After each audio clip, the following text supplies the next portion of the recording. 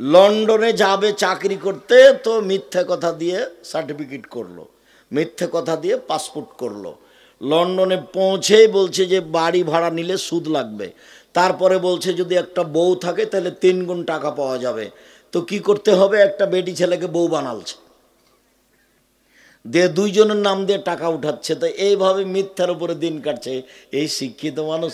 কি গো, হ্যাঁ আমাদের ছেলেটা তো এখন লন্ডনে আছে, ও তো এখন সিটিজেন, ও এখন ও দেশের। কত যে তার গল্প। আমি একদিন ঢাকা শহরে এক এমপির কাছে গেছি কাজে। তো এমপি সাহেবকে বলছি, ভাইজান ছবিটা একটু সরিয়ে রাখেন, নিচে রাখেন, উল্টে রাখেন।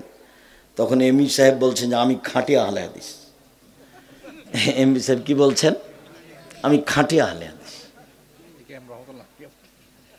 তো আমি বললাম যে ভাইজান পাশে মূর্তি রেখে কি খাঁটি আহলে হাদিস হওয়া যায়? এ কোন কথা? খাঁটি আহলে হাদিস চট করে মাথায় আঘাত করছে। একটু আমি বলি, দিনাজপুরে শহরে প্রোগ্রামে গেছি, এক মাওলানা বসে আছেন ঘরে, আর চতুর্দিকে ছবি মূর্তি সাজানো আছে। তো আমি সালাম, আসসালামু আলাইকুম ভাইজান, ইন্না লিল্লাহি ওয়া ইন্না ইলাইহি রাজিউন, আপনি এই ঘরে? তো বলছে আরে আপনি মুহাদ্দিস মানুষ, আমাকে কথা বলছে। তো আমি পাল্টা ঘুরে বলছি, এই ছেলে রিক্সা কোথায়? আমি এখানে বসবো না, চলো চলো এখনই গাড়ি ধরে রাজশাহী চলে যাব। তোরা তাড়াহুড়া করে যে বাড়িতে ছবি মূর্তি নেই সেখানে নিয়ে গেল। নোয়াখালীতে এক বাড়িতে গেছি, তো মৌলানা সাহেব ঘরে বসে আছে, সেই ঘরের ভেন্টিলেটার সব ঘোড়া দেওয়া আছে। ভেন্টিলেটার বুঝেন আপনারা, সব ঘোড়া দেওয়া আছে। তা বললাম যে ভাইজান আমি তো এই ঘরে বসবো না। তো মৌলানা সাহেব বসে আছে, মৌলানা আবার খুব দামি মৌলানা আপনাদের। তো কি ব্যাপার, কি করতে হবে? সব ভেন্টিলেটর ভেঙে দিতে হবে। সব ভেঙে দিল। তখন আমি বসলাম। এই যে আপনাদের এখানে কোন বাড়ি দিয়ে কখন এসেছিলাম, এ আছে খাটে, খাটে এও আছে ময়ূর, 2 দিকে ময়ূর আছে। তো জি না, আমি এই ঘরে থাকবো না, এই খাটও থাকবো না। কি করতে হবে? ময়ূর কেটে দিতে হবে। দা নিয়ে যাই ঘরে, সবকে কেটে শেষ করে দিল 4টে। ঠিক আছে, জীবনটা আমার এইভাবে গড়ানো আছে। কোনোদিন আমি পিছে হটিনি, পিছে হটা লাগে না, আমি বুঝতে পারি না। যারা খুব বিত্তশালী তাকে আমি দেখি যে ও স্যান্ডেল নিয়ে বের হচ্ছে, আমার স্যান্ডেল নিয়ে বের হচ্ছে, যেটা আপনি স্বপ্নে ভাবতে পারবেন না। আমার নিজের প্রয়োজন আমি কোনোদিন মানুষের কাছে চাইনি। আল্লাহ ওইভাবেই নিয়ে যাচ্ছেন। দোয়া রাখবেন যেন আল্লাহ জামিয়া সালাফে কবুল করেন। আমি বলেছি আমার ভুলের কারণে জামিয়া সালাফের ক্ষতি হয় না যেন। আমি যদি ভুল করে থাকি তাহলে আমি বুঝতে পারিনি, সেজন্য করেছি। এর জন্য তুমি জামিয়া সালাফের ক্ষতি করতে পারবা না। যদি আমার কোনো ত্রুটি থাকে আমি বুঝতে না পারি, তাহলে আমি বেতন নিই না, এইটা দিয়ে তুমি আমাকে পার করে দেবে।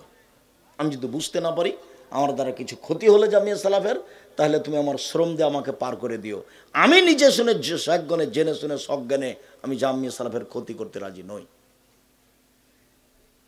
সম্মানিত দিনী ভাই বোন, 3 সাতালতাহাকু কাবাইলু মিন উম্মতি বিল মুশরিকিন, আমার উম্মত হিন্দুদের সাথে মিশে যাবে।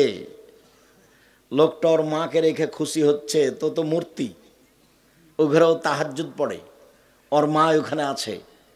আমি বললাম যে দেখেন, কুসন্তান কে জানেন? যে বাপ মায়ের ছবিকে সুন্দর করে সাজিয়ে সম্মান করে, ও হলো কুসন্তান। সুসন্তান কে জানেন? সুসন্তান হলো বাপকে মাটি দিয়ে বাড়িতে এসে পাসপোর্ট সাইজের একটা ছবি ছিল হজ করার জন্য, ওইটাকে ছিঁড়িয়ে টুকরা টুকরা করে ফেলে কবরের পাশে গিয়ে হাত তুলে দোয়া করছে, এ হলো সুসন্তান। শুনুন, আমার উম্মত হিন্দুদের সাথে মিশে যাবে। 10-20 বছর আগে গান বাজনা কাদের বাড়িতে হতো গো? হিন্দুদের বাড়িতে। পাড়ার লোকেরা দৌড়িয়ে যেত তাদের গান বাজনা শুনতে। এখন তার যাওয়া লাগে না, আপনার বাড়িতে বেশ সুন্দর চলছে। আমার উম্মত হিন্দুদের সাথে মিশে যাবে। 1 ভ্রান্ত হুজুর, 2 মূর্তি পূজা, 3 হিন্দুদের সাথে মিশে যাবে। আলোচনার শেষে চলে আসছি। সম্মানিত দিনী ভাই বোন, আমার উম্মত ইহুদি খ্রিস্টান যা করেছে তাই করবে। আমার উম্মত ইহুদি খ্রিস্টানদের সাথে মিশে যাবে। পোশাক আশাকে, চুল ছাঁটাতে, জুতা স্যান্ডেলে, শিক্ষা প্রতিষ্ঠানে, খাতা কলমে, চাল চলনে, আচার আচরণে, খাওয়া পান করাতে, কথাবার্তাতে, সব জায়গাতেই হিন্দুদের সাথে মিশে যাবে। আমি চাচার সাথে, ছেলের চাচার সাথে বাড়িতে ঢুকছে লন্ডনে। এবার ছেলে বাড়ির ভিতর থেকে আসছে, চাচার ভাতিজাই সামনাসামনি দেখা। ভাতিজা বলছে গুড মর্নিং, চাচাও তাই বলল। এবার খেতে বসলাম যখন, তখন আমি বললাম ধর্ম বিক্রি করতে লন্ডনে আসিনি, আদর্শ বিক্রি করে খেতে লন্ডনে আসিনি। আমার আদর্শ দেখা হলে আসসালামু আলাইকুম। ছেলে বলবে আসসালামু আলাইকুম, বাপে কি বলবে? ওয়ালাইকুম আসসালাম। এই ছেলের দাদা হাফেজ, মসজিদের ইমামতি করার জন্য হাফেজ হিসাবে বাংলাদেশ লালমনিরহাট আপনার ওই কুড়িগ্রাম থেকে গেছিল, ওই দেশে কুড়িগ্রাম থেকে। ওখানে বাড়ি করে এখন আছে ছেলেরা 4-5টা, ওখানে এইভাবে দিন কাটায়। এখন তার ছেলেরা এইভাবে দিন কাটাচ্ছে। আমার উম্মত ইহুদি খ্রিস্টানের সাথে মিশে যাবে। এক, ডান হাতের বিঘত যেমন বাম হাতের সমান, সমান সমান মিশে যাবে। দুই, ডান পায়ের জুতা যেমন বাম পায়ের সমান, সমান সমান মিশে যাবে। ওরা যা করবে আমার উম্মত তাই করবে। বলতে বলতে ভাষাগত নিচে নামতে লাগলেন। নামতে নামতে বলছেন ইহুদি খ্রিস্টান যদি মায়ের সাথে জেনা করে থাকে, আমার উম্মত মায়ের সাথে জেনা করবে। নাউজুবিল্লাহ, রাসূলের মুখের ভাষা। ওরা যদি মায়ের সাথে জেনা করে থাকে আমার উম্মত করবে। তাহলে মাথার চুল এইভাবে আমার ছেলে ছাঁটতে শিখলো কিভাবে? ওপরে চুল আছে, সব চাঁচা আছে, এটা কি? আমার ছেলেটা ছাঁটবে কেন?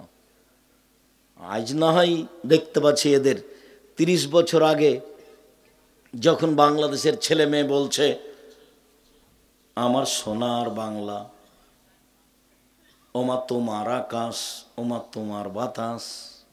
তখন ঠাকুর তো বলছে ওমা তোমার আকাশ তোমার বাতাস। তা আমি বলছি তো তোর বাপের আকাশ। ঠাকুর তার গানে বলেছে ও কালিমা তোমার আকাশ, ও কালিমা তোমার বাতাস। ঠাকুর বাংলাদেশের শত্রু, ঠাকুর মুসলমানের শত্রু, ঠাকুর বাংলা ভাষার শত্রু, ঠাকুর ঢাকা বিশ্ববিদ্যালয়ের শত্রু, ঠাকুর জাতির শত্রু, ঠাকুর খ্রিস্টানদের সবচেয়ে বড় দালাল। যেদিন আমরা মুসলিম পুরুষ নারী ইংরেজদের হাতে নির্যাতিত হয়ে জেলে, তখন ঠাকুর লন্ডনে থাকে। ঠাকুর এ দেশের মাটির সবচেয়ে বড় দালাল। সেই ঠাকুর দালালের গান আমার ছেলে মেয়ে বলে ওমা তোমার আকাশ, ওমা তোমার বাতাস। আমি বললাম তোর বাপের আকাশ। একজন মুসলমানের ইতর শ্রেণীর সন্তান সিলেট কোর্টে আমার নামে কেস করলো 5,000 কোটি টাকার। কেন? আব্দুর রাহিম সাহেব ঠাকুরের নিন্দা করেছে। আরে ঠাকুর ঢাকা বিশ্ববিদ্যালয়ের বিরোধিতা করে খারাপ হলো না? ঠাকুর তোমাকে এখানে জেলে রেখে নির্যাতন করে দালালি করে লন্ডনে গিয়ে থাকে, সেটা তোমাকে খারাপ লাগলো না? তোমার ছেলে মেয়ের মুখে বলল তোমার আকাশ তোমার বাতাস, মানে কালিমায়ের আকাশ কালিমায়ের বাতাস, ওর বাপের আকাশ। বাংলাদেশের পুরুষ নারীকে একবারে হিন্দুতে পরিণত করে দিল। তারপরেও ঠাকুর তোমার মিঠে। আমি তো কথা বলতে পারি না। আমি তো সেই 30 বছর আগে বলেছি বাংলাদেশে 71 সাল থেকে নিয়ে এখন পর্যন্ত কোনোদিন শিক্ষিত মানুষ শিক্ষামন্ত্রী হয়নি। ঠাকুরের কবিতাকে যে বিবেচনা করতে পারে না, সে আবার কিসের শিক্ষামন্ত্রী? একটা বই এখন আছে কিনা আমি বলতে পারছি না, শিক্ষা বনাম জাহেলিয়াত। 1 থেকে আপাতত 10 পর্যন্ত শিক্ষাকে নাকচ করা হয়েছে। আপনি দেখেন এখানে আছে, এই শিক্ষা নয়। বেগম রোকেয়া বলেছে অবরোধবাসিনী, বই লেখা হয়েছে কেন হবো অবরোধবাসিনী। সে পর্দার এত তীব্র বিরোধী ছিল। 1 মিনিট, সিরাজগঞ্জ কথার কথা, সিরাজগঞ্জ ট্রেন স্টেশনে সিরাজগঞ্জ জেলার মেয়েরা হজে যাবে তো বেশি পর্দা করে। তখন দেবর ভাসুর স্বামীরাকে বলেছে গাড়ি আসতে দেরি আছে, আমরা কোথাও যাব না, তোমরা একটা বড় চাদর দিয়ে আমাদেরকে ঢেকে দাও। তো এখন তারা স্টেশনের প্ল্যাটফর্মে বড় চাদর দিয়ে ঢাকা আছে। এখন বেগম রোকেয়া নিন্দা করছে। দেখেন বেগম রোকেয়া নিন্দা করছে, ওই মেয়েগুলোর পাশ দিয়ে হাঁটছে, এবার স্টেশন মাস্টার পা দিয়ে লাথি মেরে দেখছে এগুলো কিসের বস্তা, এগুলো কিসের বস্তা, এগুলো কিসের বস্তা। পর্দার নিন্দা করছে, পা দিয়ে লাথি মেরে বস্তা দেখাচ্ছে। কাপড় দিয়ে ঢাকা আছে। ওরা কারা? পরহেজগার মহিলা যারা হজ করতে যাবে। তো বেগম রোকেয়া নকল করছে, স্টেশন মাস্টার দিয়ে কি দেখাচ্ছে, কিসের বস্তা এগুলো, পা দিয়ে লাথি মেরে দেখাচ্ছে। বেগম রোকেয়াকে তুমি পড়ো, আমি পড়িনি কোনো দিন। তোমার মিঠা হতে পারে ঠাকুর, আমার মিঠা নয়। জাতিকে যে কবর দিয়েছে সে কোনোদিন জাতির ভালো হতে পারে না। আমার ছেলে মেয়েকে যে মুশরিক করেছে সে কোনদিন ভালো হতে পারে না। ঠাকুর জাতির শত্রু, ঠাকুর মুসলমানের শত্রু, ঠাকুর বাংলা ভাষার শত্রু, ঠাকুর ঢাকা বিশ্ববিদ্যালয়ের শত্রু, ঠাকুর বাংলাদেশের সবচেয়ে বড় দালাল। ঠাকুর আমাকে জেল হাজতে রেখে, আমার বোনকে, আমার মাকে, আমার বাপকে জেল হাজতে রেখে ইংরেজদের হাতে তুলে দিয়ে ঠাকুর লন্ডনে বসবাস করে। তার গান কবিতা আমার ছেলে মেয়ে হিন্দু হওয়ার আশায় পড়ে। ক্ষমতা দেখে, দাপট দেখে বসবাস করবেন না। নেত্রীর বয়স যদি 45 মিনিট হয় আপনারও ধ্বংস সুনিশ্চিত। কাজেই বাড়াবাড়ি করে, ক্ষমতা দেখিয়ে, মানুষকে অপমান করে, মানুষকে জেল হাজতে রেখে নিজেকে শিক্ষিত মনে করে, বিত্তশালী মনে করে 1 মিনিট কাটাবেন না। ফেরাউন 1500 বছর পরে ডুবে গেছে। 1500 বছর পরে ফেরাউন ডুবে গেছে। কাজেই উল্টা কর্মের ফল একদিন ভোগ করতে হবে। ইহকালও হতে পারে, পরকালও হতে পারে। সম্মানিত দিনী ভাই বোন, গান বাজনা, বাদ্যযন্ত্র, খেলতামাশার ফলাফল খুব বেশি খারাপ। এখানে একটা দিনই বৈঠক হচ্ছে, ব্যয়বহুল পয়সা খরচ করে আমরা কষ্ট করে এখানে এসেছি, আর আপনি আসলেন, চলে গেলেন, টিভি নিয়ে বসে আছেন, ল্যাংটা মেয়ে দেখছেন। মহিলা মানুষ হয়ে আপনাকে আমি শিক্ষিত মানুষ বলবো? আমি আব্দুর রাজ্জাক বিন ইউসুফ, এখনো এত বুদ্ধি আমার কমেনি। শুধু আপনি কেন, আপনার বাপ মা শিক্ষিত মানুষ, এটা আমি কোনোদিন স্বীকৃতি দিইনি, কোনোদিন না। যেই বাপ নিজেকে কন্ট্রোল করতে পারেনি, পরিবারকে কন্ট্রোল করতে পারেনি, আমি জানি ও নিশ্চিত এটা বাপ, কিন্তু আমি বলেছি এটা তার সৎ বাপ। আমি বলেছি যে এটা তার চাচা। আমি জানি যে এই মহিলা তার নিশ্চিত মা, এটা আমি জানি। তারপরেও যখন মেয়ে তার অধীন নাই, কন্ট্রোলে নাই, মেয়েকে কিছু বলে না, বড় বড় নখ আছে মেয়ের, নেইল পালিশ দেওয়া আছে মায়ের সামনে, ভুরু তুলে চিকন করে রেখেছে মায়ের সামনে, সামনের দিকের চুল খাটো করে রেখেছে মায়ের সামনে, স্কিন পায়জামা পরে চলে যাচ্ছে হাট বাজারে বাপ মায়ের সামনে, তখন আমি বলেছি যে এই মা হলো সৎ মা, এই মা হলো খালা। কেননা মা তো এমন নয়, মা যে এমন নয় তা আমি শতদিন বলেছি। আর বললে আপনি বুঝতে পারবেন যে হ্যাঁ, আপনার মুখে এই কথা এর আগেও শুনেছি। জাবের রাদিয়াল্লাহু তাআলা আনহু বলেন যে একদা আমরা আল্লাহ রাসূলের সাথে এক যুদ্ধে অংশগ্রহণ করেছিলাম। তো আমরা এখন চলে আসছি, মদিনায় ঢুকবো। তো আল্লাহ রাসূল বলছেন, এই শোনো, সবাই এখানে থাকো, বসো, আমরা এখানে রাতে থাকবো, সকালে বাড়ি যাব মদিনায়। তো আমি জাবের বললাম, আল্লাহর নবী, আমি নতুন বিবাহ করেছি, আমাকে বাড়ি যেতে অনুমতি দেন। তখন আল্লাহ রাসূল বলছেন যে আচ্ছা, তুমি যে বিবাহ করেছ, তো কুমারী মেয়ে বিবাহ করেছো না তালাক প্রাপ্তা মেয়ে বিবাহ করেছো? তো জাবের রাদিয়াল্লাহু তাআলা বলছেন, আমি তো তালাক প্রাপ্তা মেয়ে বিবাহ করেছি, ওর বিবাহ হয়েছিল, তার স্বামী ছেড়ে দিয়েছে, আমি তাকে বিবাহ করেছি। তো আল্লাহ রাসূল বলছেন যে হাল্লা বিকরান তোলায়বকা, তুমি কুমারী মেয়ে কেন বিবাহ করলে না? ও তোমার সাথে খেলতো, তুমি তার সাথে খেলতে। তুমি কুমারী মেয়ে কেন বিবাহ করলে না? তুমি তার সাথে খেলতে, ও তোমার সাথে খেলতো। আল্লাহ রাসূল এ পর্যন্ত বললেন। এখন জাবের বলছেন, আল্লাহর নবী একটা কথা শোনেন, আমার আব্বা উহুদের যুদ্ধে শহীদ হয়েছে, 9 জন মেয়ে রেখে গেছেন, আমার 9 জন বোন আছে। আল্লাহ নবী শোনেন, আমার আব্বা উহুদের যুদ্ধে শহীদ হয়েছেন, 9 জন মেয়ে রেখে গেছেন, আমার 9 জন বোন আছে।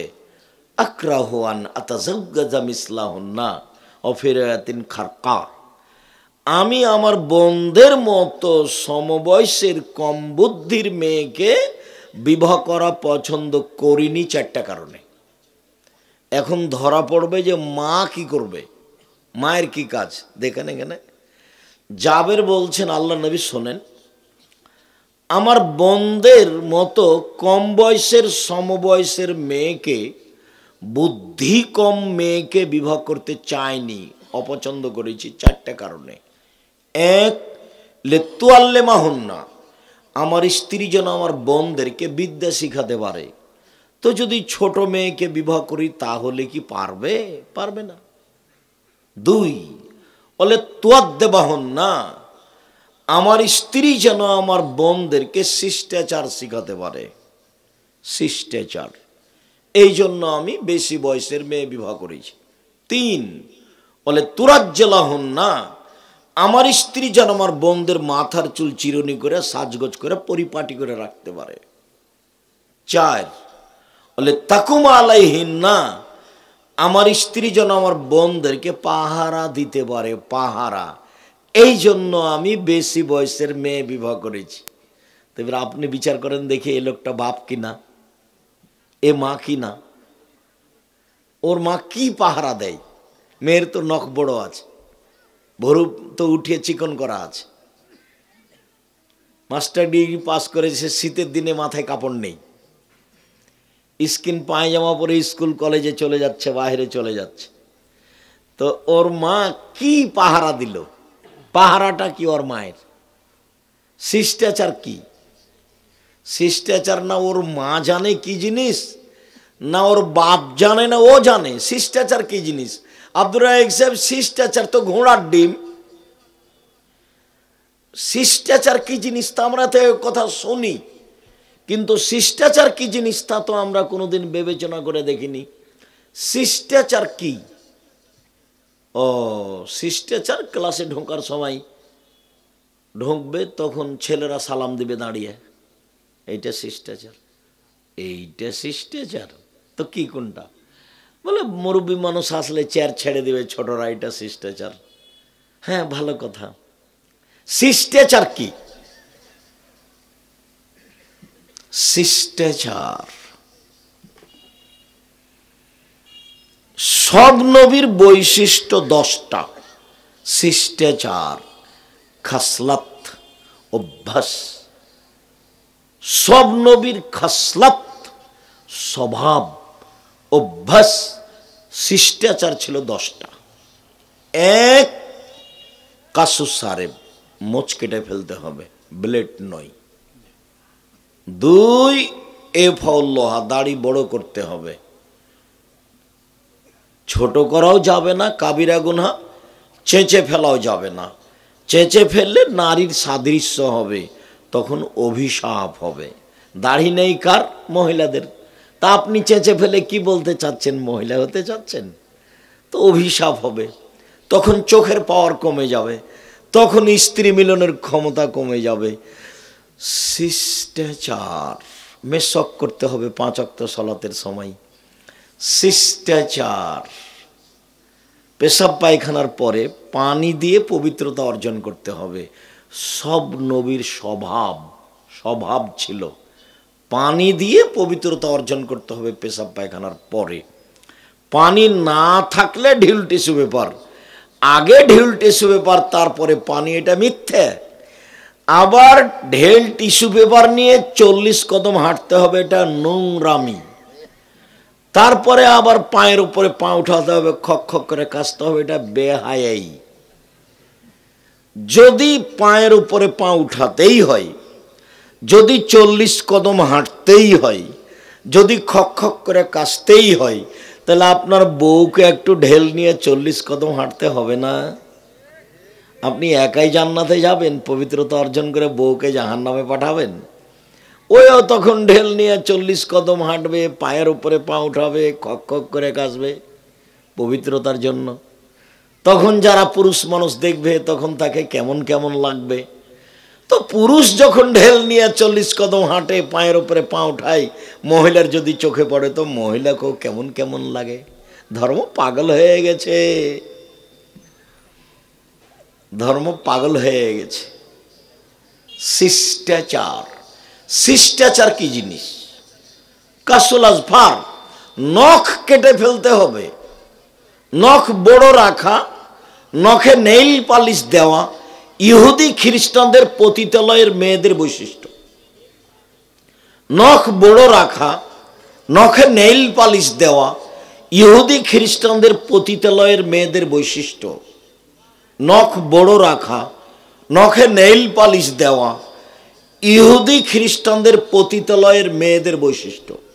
আমার মেয়ের নখ বড় থাকবে তখনও আমি মা। আরে আর বলেন না, বাড়ি হলো সিরাজগঞ্জ।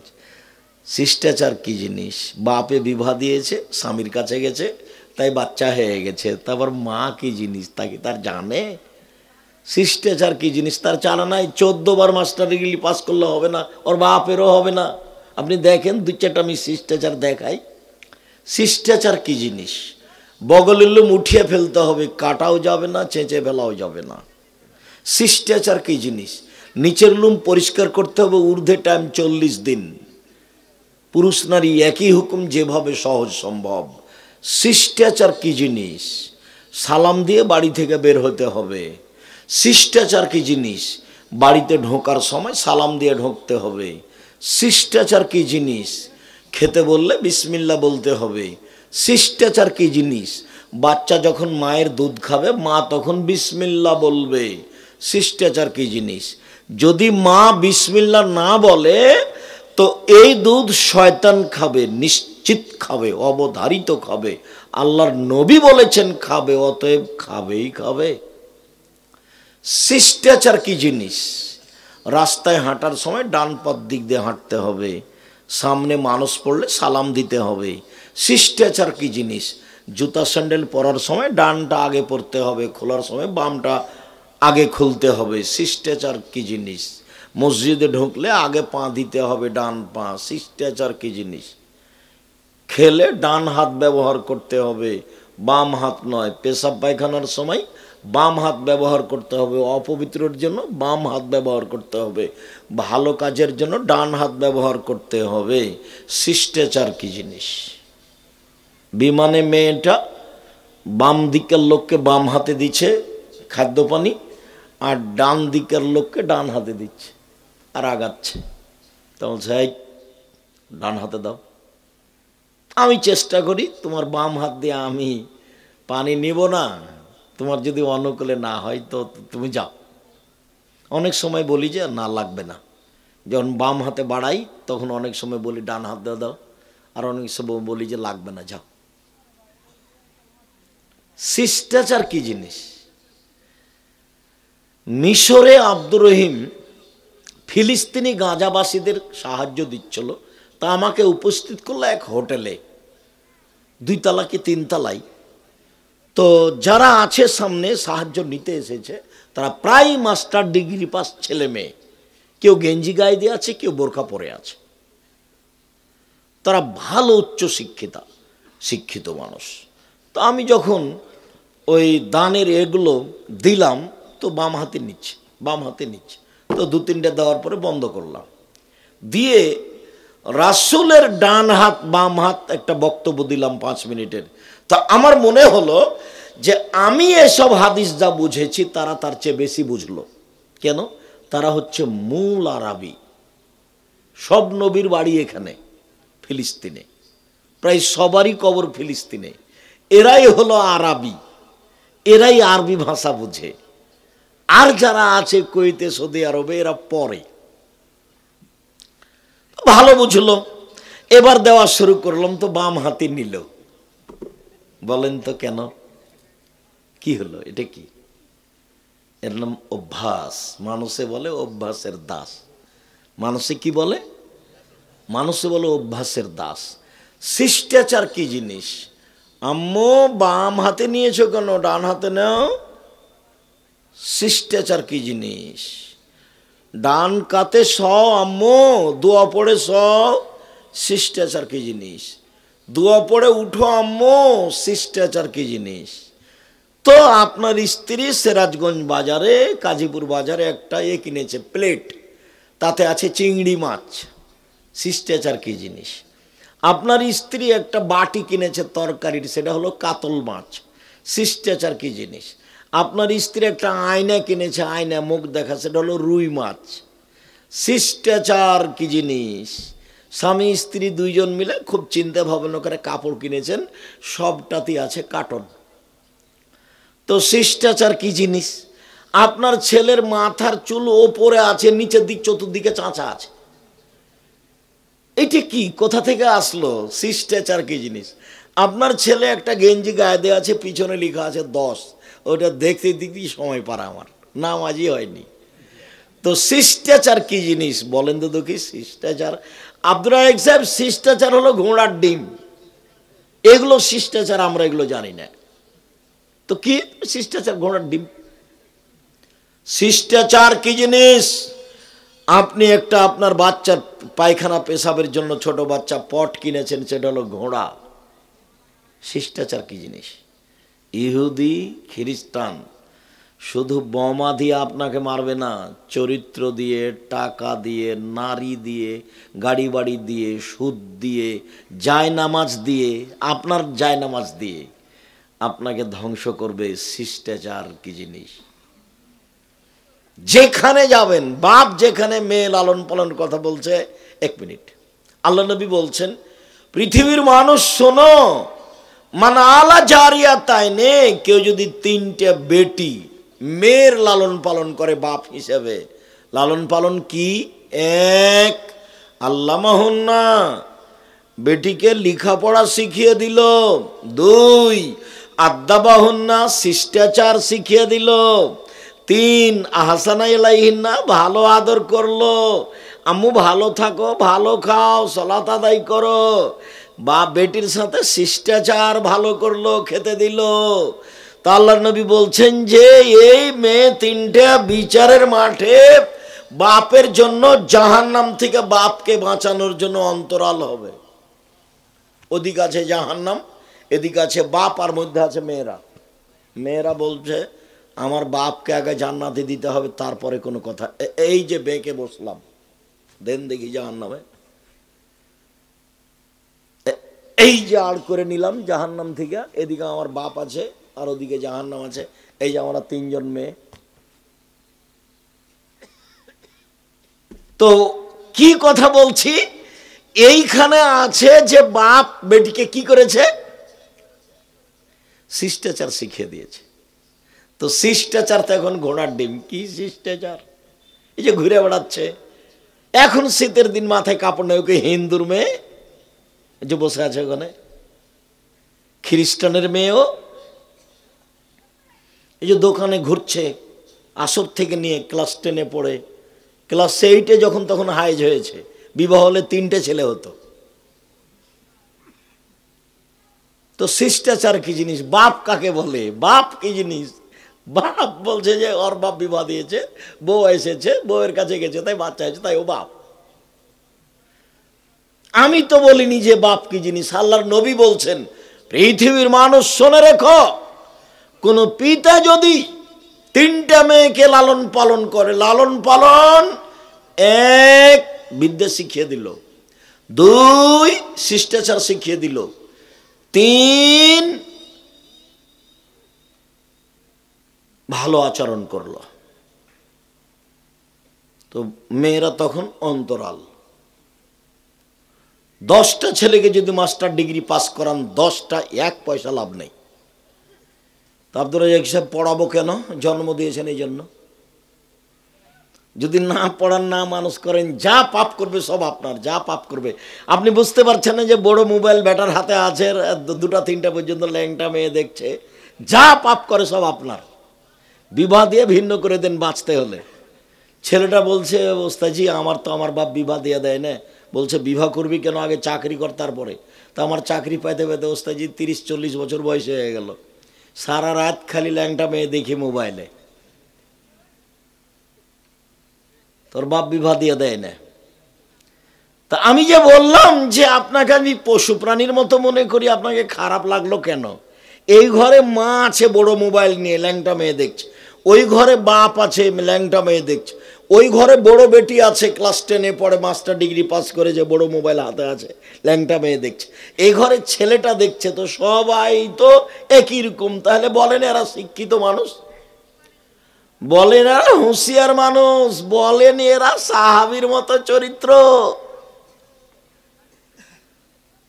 আব্দুর রাজ্জাক সাহেব, মহিলাদের ব্যাপারে আপনি অত ক্ষেপে থাকেন কেন? খালি উঠলেই দেখি খুব গরম।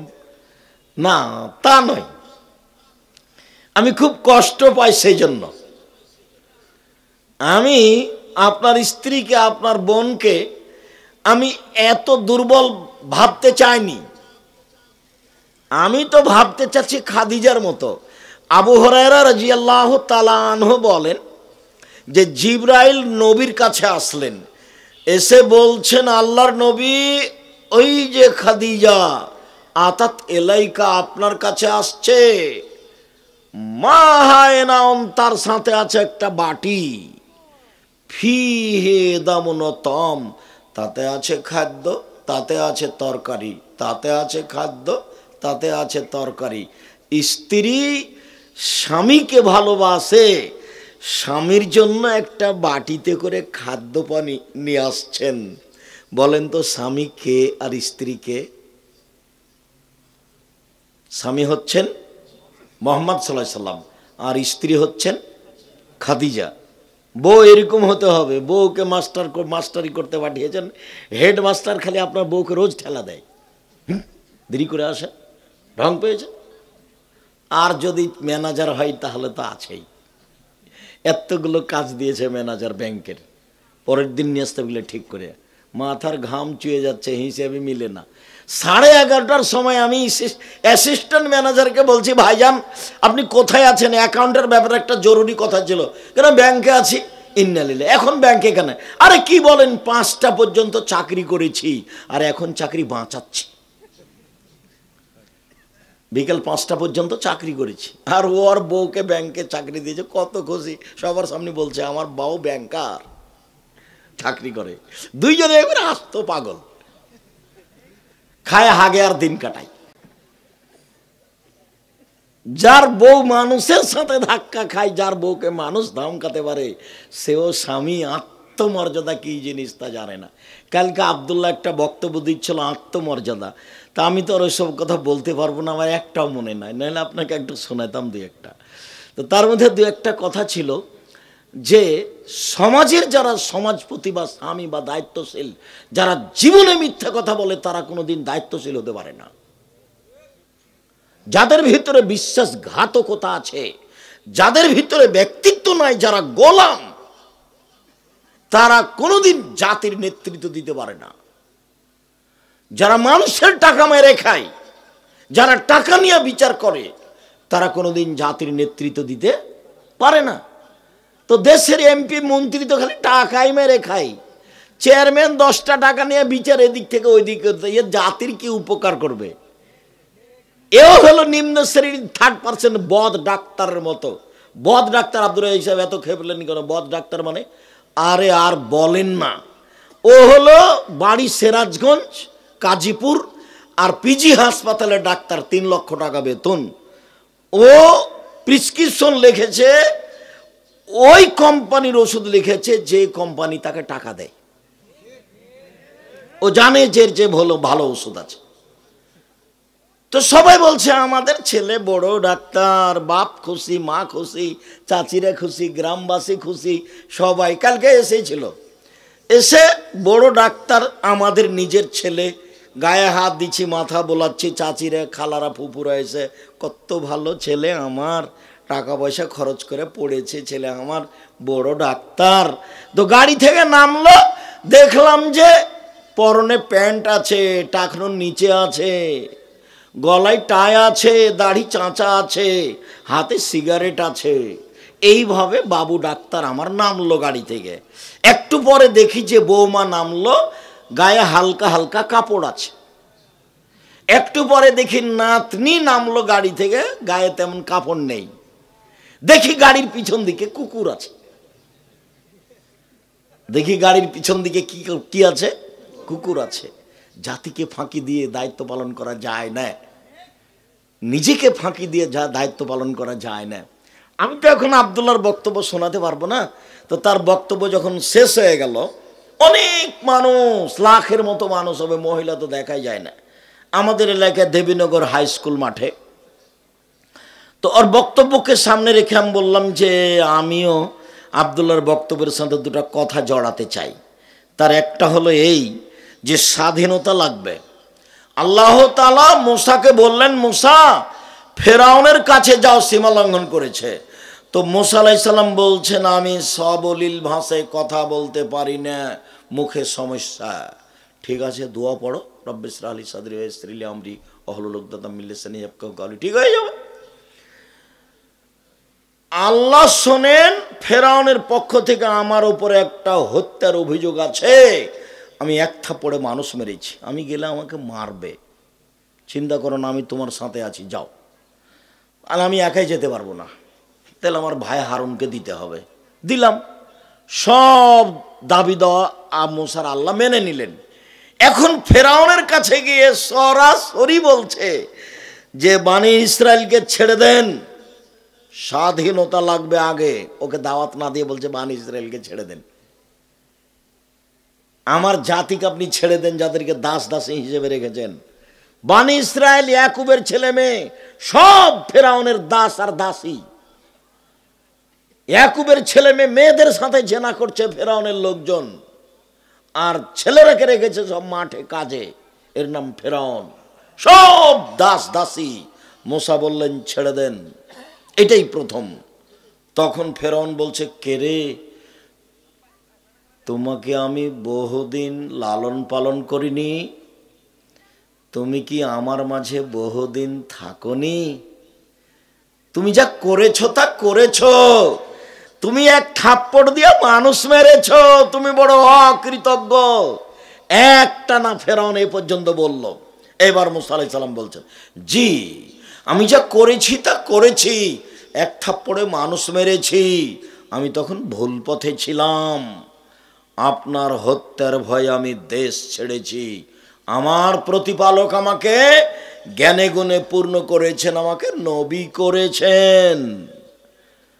আপনি আমার প্রতি অনুগ্রহ করে আপনি সীমা লঙ্ঘন করে, আপনি আমার প্রতি অনুগ্রহ করে খোঁটা দিয়েছেন, খোঁটা দিয়ে আপনি বানি ইসরায়েলকে দাস দাসীতে পরিণত করেছেন, আপনি বড় উদ্ধত স্বৈরাচার, সীমা লঙ্ঘন করেছেন। এক মুখে মুসা আলাইহিস সালাম এগুলো বললেন। স্বাধীনতা ফিরিয়ে দিতে হবে। আগে স্বাধীনতা, দাস হয়ে দেশে বসবাস করতে রাজি নই। লন্ডনে যাবে চাকরি করতে, তো মিথ্যে কথা দিয়ে সার্টিফিকেট করলো, মিথ্যে কথা দিয়ে পাসপোর্ট করলো। লন্ডনে পৌঁছেই বলছে যে বাড়ি ভাড়া নিলে সুদ লাগবে, তারপরে বলছে যদি একটা বউ থাকে তাহলে 3 গুণ টাকা পাওয়া যাবে। তো কি করতে হবে, একটা বেটি ছেলেকে বউ বানালছে, দিয়ে 2 জনের নাম দিয়ে টাকা উঠাচ্ছে। তো এইভাবে মিথ্যার উপরে দিন কাটছে এই শিক্ষিত মানুষ। কি গো, হ্যাঁ আমাদের ছেলেটা তো এখন লন্ডনে আছে, ও তো এখন সিটিজেন, ও এখন ও দেশের। কত যে তার গল্প। ও তো গোলাম, ও কি গোলাম, দাস। এই জীবন দিয়ে কি হবে? আমি বললাম এইদিকে দেখেন, প্রতারণা, প্রতারক যে সে নেতা হতে পারে না। 12 বছর ইসব জেলে থাকলেন। এবার সরকারের পক্ষ থেকে ইসবের কাছে পাঠানো হলো, আপনাকে সরকার ডেকে পাঠিয়েছে, জেল থেকে বের হয়ে আসেন। ইসব বললেন না, অসম্ভব হতে পারে না, জুলাইখাকে জাতির সামনে ঘোষণা দিতে হবে, অন্যায় আমি জুলাইখা করেছি, ইসব করেনি। যতক্ষণ পর্যন্ত জুলাইখা ঘোষণা না দিবে ততক্ষণ পর্যন্ত ইসব জেল থেকে বের হবে না। কেন? জুলাইখার স্বামী জেনে নেই, আমি জুলাইখার স্বামীর অজান্তে বিশ্বাসঘাতকতা করিনি, আমি জুলাইখার সাথে জেনায় লিপ্ত হইনি। জুলাইখা যখন সব দরজা বন্ধ করে দিল, দিয়ে বলছে হাই তালাক, ইসব তুমি আমার সাথে জেনায় লিপ্ত হও, তখন আমি বললাম মাশাআল্লাহ, আল্লাহ তুমি আমাকে জেনা থেকে রক্ষা করো। এরপরে বললেন, শোনো জুলাইখা, ইন্নাহু আহসানা মাসওয়ায়া, তোমার স্বামী আমার মালিক, ইন্নাহু রাব্বি, তোমার স্বামী আমার মালিক আমাকে ভালো খেতে দিয়েছেন, আমাকে ভালো থাকতে দিয়েছেন, আমি কি করে বিশ্বাসঘাতকতা করতে পারি, তোমার সাথে আমি অন্যায় করতে পারি না। এই বলে তিনি দৌড় দিলেন, দরজাগুলি এমনি খুলে গেল। আগে আগে বের হলেন ইউসুফ, পিছনে পিছনে বের হলো জুলাইখা, সামনে ছিল জুলাইখার স্বামী। জুলাইখা বলল, এই যে যাকে বাড়িতে রেখেছেন আদর করে, সে আপনার স্ত্রীর সাথে জেনা করতে চায়, আপনি তার কি শাস্তি দিবেন? আরে আপনি কি শাস্তি দিবেন? আমি জুলাইখা বলছি, একে যথাযথ পিটন দিতে হবে, নইলে জেলখানায় বন্দি করতে হবে।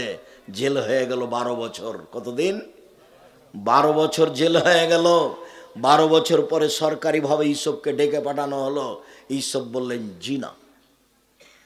আমাদের নবী মুহাম্মদ সাল্লাল্লাহু আলাইহি ওয়াসাল্লাম বলছেন, ইউসুফের কত ধৈর্য, ইউসুফের আমার চেয়ে অনেক বেশি ধৈর্য।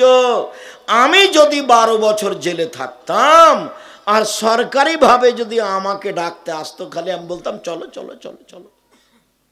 তো ইউসুফ বলছেন না, জুলাইখাকে কি বলতে হবে? জাতির সামনে প্রকাশ করতে হবে যে অন্যায় আমি করেছি। এইসব করেনি।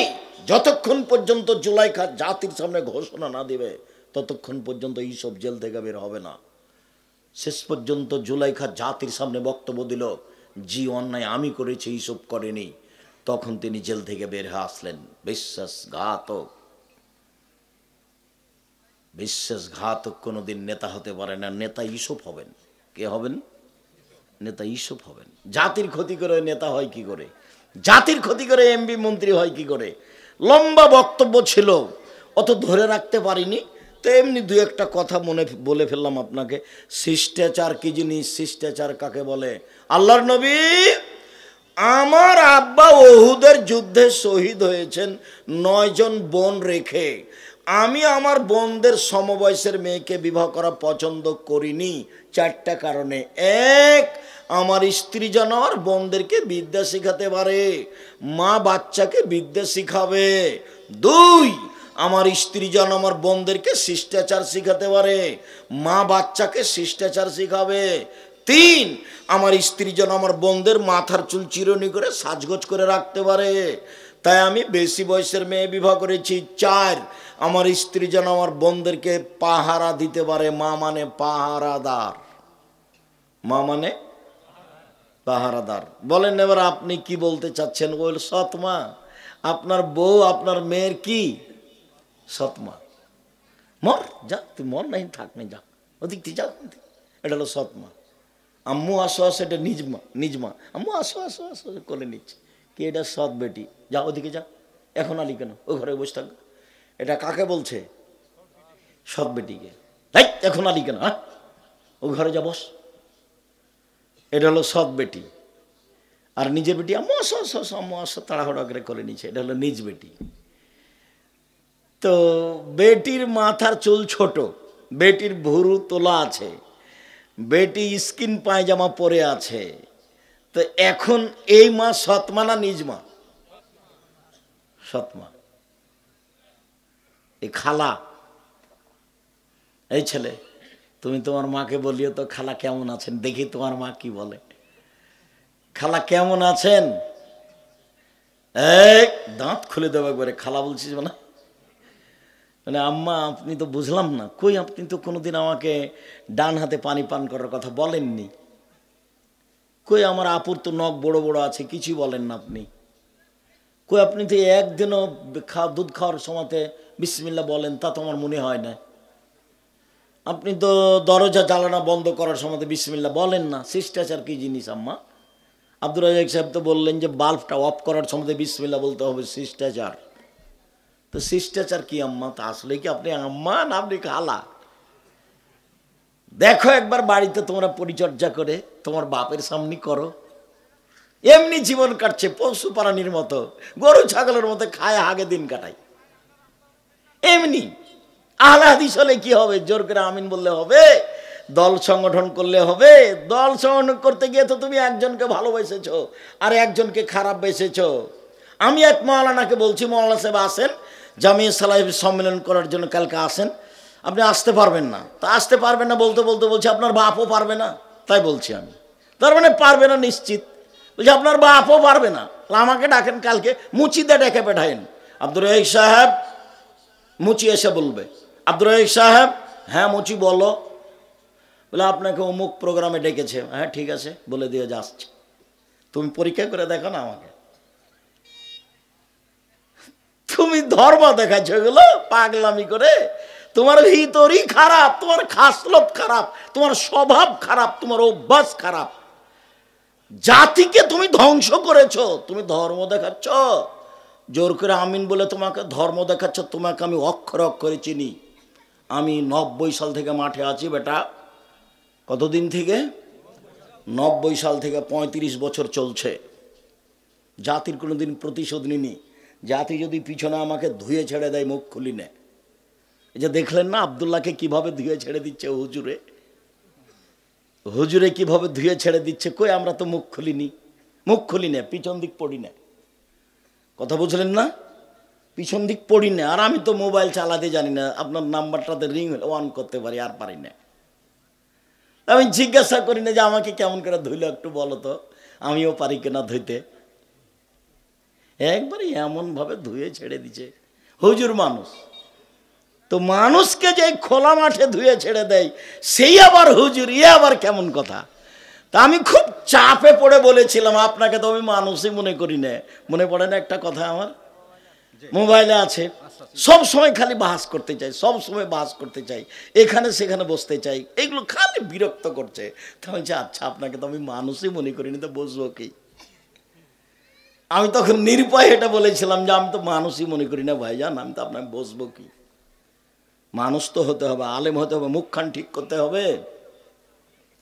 রাতে উঠে তাহাজ্জুদ পড়তে শিখো, মুখখান ঠিক করো, আল্লাহর কাছে কিছু চাও, মানুষের কাছে নয়।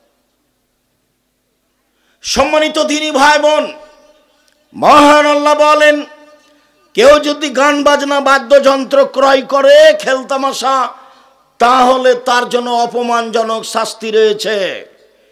টাকনুর নিচে প্যান্ট পরলে আল্লাহ তার সাথে কথা বলবে না, পাপটা মনের সাথে আছে। এই জন্য খেলতামাশা বাদ্যযন্ত্র মনের সাথে পাপ। একবারে ল্যাংটা মেয়ে নাচছে আর গান বলছে, আর এক খেয়ালে চেয়েছে, মাথায় টুপি আছে, এশার নামাজ পড়ে দোকানে বসে আছে, আর টিভি চলছে। সারা দেশে, এই গ্রামে, গাজীপুরে, সিরাজগঞ্জে, যেখানে যেখানে যে দোকানে টিভি আছে, মেয়ে নাচে, সেই দোকানের ব্যবসা, টাকা পয়সা সবই হারাম। এই যে বললাম, কোন মায়ের বেটা এভাবে উল্টে দেয় দেখি, সব হারাম। একটু পরে বলছি, দেখেন আপনি না, আপনারটা আগে বলি, এদিকে দেখেন। ওমামা বাহেলি রাদিয়াল্লাহু তাআলা আনহু বলেন, রাসূল সাল্লাল্লাহু আলাইহি সাল্লাম বলেছেন, লা তাবিউল কায়নাত, পৃথিবীর মানুষ গান বাজনা বাদ্যযন্ত্র খেলতামাশার মাধ্যমের ব্যবসা করো না, ব্যবসা হারাম। মাধ্যম বিক্রয় করো না, বিক্রয় করা হারাম। ওয়ালা তাশতারুহুন্না, এসব বেটি ছেলে মহিলাদের তোমরা ক্রয় করো না।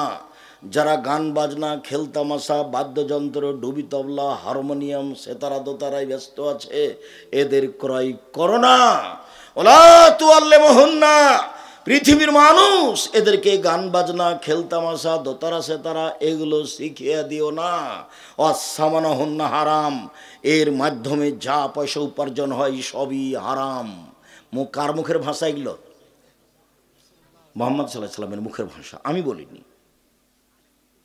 উপদেশ একটা বই আছে, নেন আজকে, বই আলোচনা আছে, গান বাজনা বাদ্যযন্ত্র আলোচনা, নাম পড়ে দেখেন আপনি, এগুলোই আছে। আমি তো বলেছি, জাতি যদি রাস্তাঘাট করে দিতে না পারি, জাতির যদি স্কুল কলেজ করে দিতে না পারি, জাতিকে চূড়ান্ত সঠিক ধর্ম দিতে পারবো ইনশাআল্লাহ। ধর্মের ব্যাপারে জাতিকে ফাঁকি দিয়ে পরকাল হারাতে রাজি নই। মুখে বলছি, মিডিয়া আছি, প্রতিষ্ঠানে আছি। জামিয়া সালাফি আল্লাহর রহমত বাংলাদেশে সর্ববৃহৎ প্রতিষ্ঠান। শিক্ষা মানে, শিক্ষক মানে, শিক্ষক গুণে, আয়তনে ছাত্র সংখ্যায়, শিক্ষক সংখ্যায়, প্রতিষ্ঠান আয়তনে রূপগঞ্জ, নারায়ণগঞ্জ, ঢাকা প্রায় 100 বিঘা জমির ওপরে। আয়তনে জামিয়া সালাফিয়া ডাঙ্গিপাড়া পবা রাজশাহী প্রায় 40 বিঘা জমির উপরে। জামিয়া সালাফিয়া মহিলা শাখা তানোর রাজশাহী প্রায় 77 বিঘা জমির উপরে। জামিয়া সালাফিয়া দিনাজপুর প্রায় 20 বিঘা জমির উপরে। বহু দেশে জামিয়া সালাফিয়া চলছে, চলবে, জমি রেডি হচ্ছে, ইনশাল্লাহ হবে। জামিয়া সালাফিয়া আয়তনে অনেক বড়। জামিয়া সালাফিয়া শিক্ষক সংখ্যায় 300 জন শিক্ষক শিক্ষিকা জামিয়া সালাফিয়ায়। জামিয়া সালাফিয়া শিক্ষক মানে শিক্ষক আছেন সৌদি আরব মদিনা বিশ্ববিদ্যালয়ের, শিক্ষক আছেন ইন্ডিয়ার, শিক্ষক আছেন বাংলাদেশের, দেশ বিদেশের বড় বড় বিদ্যালয়েরা জামিয়া সালাফিয়ায় শিক্ষকতা করেন। শিক্ষা গুণে তারা খুব হাই মানের, পাকিস্তান থেকে পড়া, বাংলাদেশ থেকে পড়া, মদিনা বিশ্ববিদ্যালয় থেকে পড়া আর ডান্ডি বিশ্ববিদ্যালয় থেকে পড়া, তারা খুব উঁচু মানের শিক্ষক।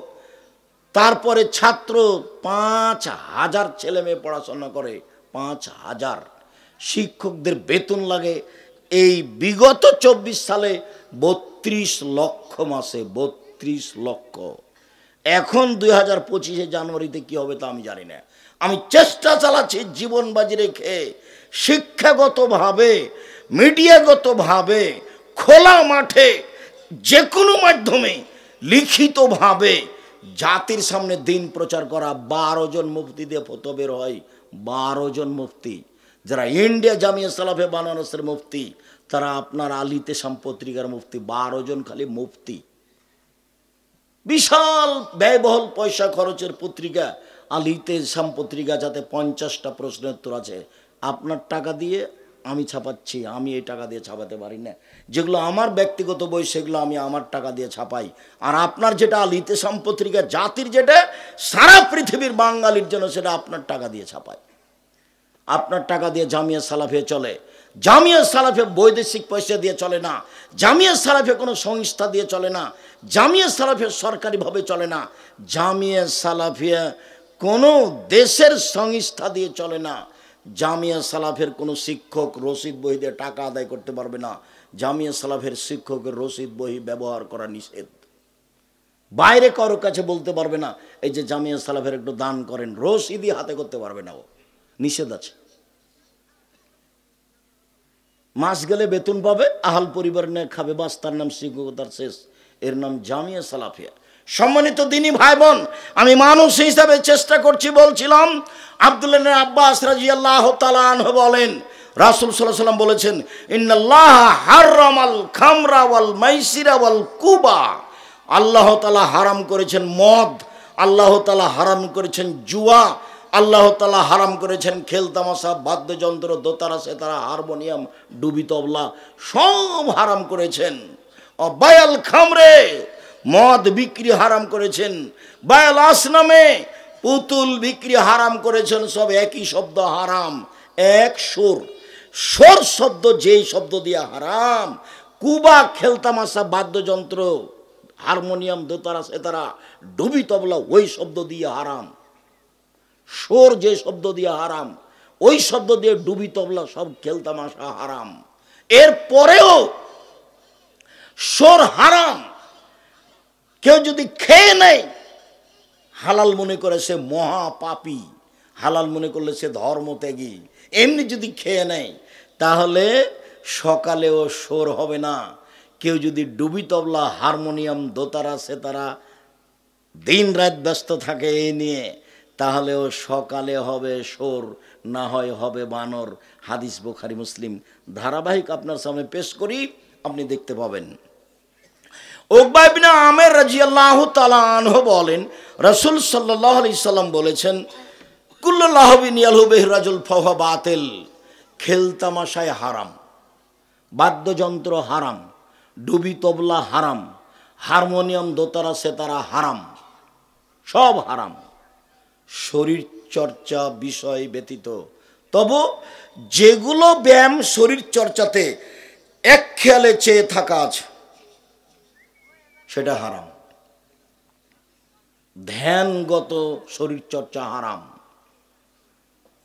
শুনুন, আবু মালিক আশআরী রাদিয়াল্লাহু তাআলা আনহু বলেন, রাসূল সাল্লাল্লাহু আলাইহি সাল্লাম বলেছেন, লা ইয়াকুনান্না মিন বাদি আকুম, এই বাচ্চা, এই ছেলে কোন দিক থেকে ঢং ঢং করে হাঁটতে লাগলো, খেয়াল করলেন আপনি?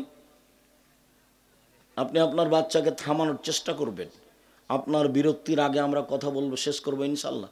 আর আজকে তো সময় মতো এসেছি, যেখানে 11টা 12টাতে যাই তখন নাহি ক্লান্তি, আজকে তো মোটামুটি একটা ভালো সময়ে এসেছি, কাজে আপনি আমাকে বিরক্তি দেখাবেন না, আপনার ওটা আমি দেখতে আসিনি। আপনাকে আমি ভালোবাসি, আপনি কিছু সময় অপেক্ষা করবেন, এটা আমি চাই, একটু কষ্ট হলেও। আমার উম্মত জেনাকে হালাল মনে করবে, 1 2, আমার উম্মত রেশমি কাপড়কে হালাল মনে করবে, 3, আমার উম্মত মদকে হালাল মনে করবে, 4 অল মাযিব, আমার উম্মত গান বাজনা খেলতামাশা বাদ্যযন্ত্রকে হালাল মনে করবে। প্রায় সব মোবাইলেই বাজনা বাজে, প্রায় সব দোকানেই বাজনা বাজে, প্রায় সব বাড়িতেই বাজনা বাজে, প্রায় সব মোবাইলে মেয়ে নাচে, প্রায় সব মোবাইলে সব দোকানে মেয়ে নাচে, প্রায় সব বাড়িতে মেয়ে নাচে। আল্লাহ নবী বলছেন, আইনানে তাজনিনে জেনা হমান নাজর, 2 চোখের জেনা হচ্ছে চোখ দিয়ে দেখা, ওলোজনার জেনা হমাল ইস্তেমাও, 2 কানের জেনা হচ্ছে কান দিয়ে শোনা, অলিয়াদ জেনা হাল বাদশ, হাতের জেনা হচ্ছে হাত দিয়ে ধরা, জেনার রিজলাল মাসি, পায়ের জেনা হচ্ছে এই পথে চলা, জেনাল কালব তাতামান্না তাস্তাহি, অন্তরের জেনা হচ্ছে পরিকল্পনা করা, জেনাল লেসান নুতক, জিহ্বার জেনা হচ্ছে মোবাইলে কথা বলা, দিন রাত তুমি জেনার কথা মোবাইলে বলো, তুমি মনে করো কেউ দেখে না? যিনি সৃষ্টি করেছেন তিনি দেখেন, সব লিখা হচ্ছে। কানের জেনা, চোখের জেনা আমি মোহাম্মদ সাল্লাল্লাহু আলাইহি সাল্লাম আমি বলিনি, মোহাম্মদ সাল্লাল্লাহু আলাইহি সাল্লাম বলেছেন। দিন রাত তুমি ল্যাংটা মেয়ে দেখে চক্ষু ঠান্ডা করে, কলিজা ঠান্ডা করে, জানটা সহাত করে জান্নাতের মেয়ে উপভোগ করতে চাও? জান্নাতের মেয়ে অত সহজ? আল্লাহ চ্যালেঞ্জ করে বলেছেন, জান্নাতের মেয়েদেরকে পুরুষ কোনোদিন স্পর্শ করেনি, জিন কোনোদিন স্পর্শ করেনি। ওরা এত সুন্দরী, ওরা এত সুন্দরী, ওদের দেখে মনে হবে ঝিনুকের মধ্যে লুকানো মুক্তা। ওদের মাথায় চুল হবে লম্বা লম্বা, কোঁকড়া কোঁকড়া, কুচকুচে কালো, ওদের চক্ষু হবে টানা টানা, লম্বা লম্বা, ডোরা ডোরা, ডাগর ডাগর। সুন্দরী হওয়ার জন্য যা পথ ঘাট আছে সব তাদের কাছে থাকবে, তারা জান্নাতে প্রস্তুত। আপনি এইসব মেয়ে ভোগ করতে চান তাহাজ্জুদ পড়ে, আবার তাহাজ্জুদ পড়তে উঠে অজু করে মনে করছে দেখি তো এখন টিভিতে কি আছে, বিশাল টিভি, টিপতে ল্যাংটা মেয়ে চলে এসেছে। তারপরে এখন এদিকে গল্প দেখতে দেখতে আজান হয়ে গেছে ফজরের, তাহাজ্জুদ পড়া হয়ে গেল। এশার সালাত আদায় করে এসে দোকানে বসে আছে, মাথায় টুপি আছে। আচ্ছা, এটা কেমনে হয়? আপনার শরম হয় না কেন?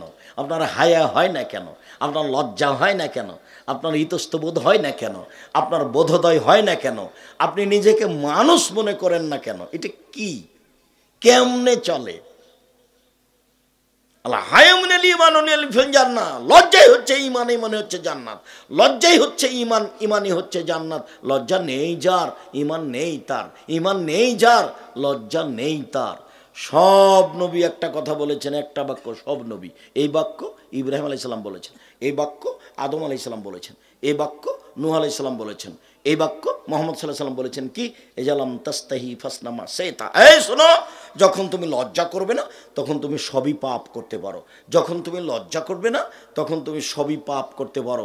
যখন তুমি লজ্জা করবে না তখন তুমি সবই পাপ করতে পারো। এই কথা কোন নবী বলেছেন?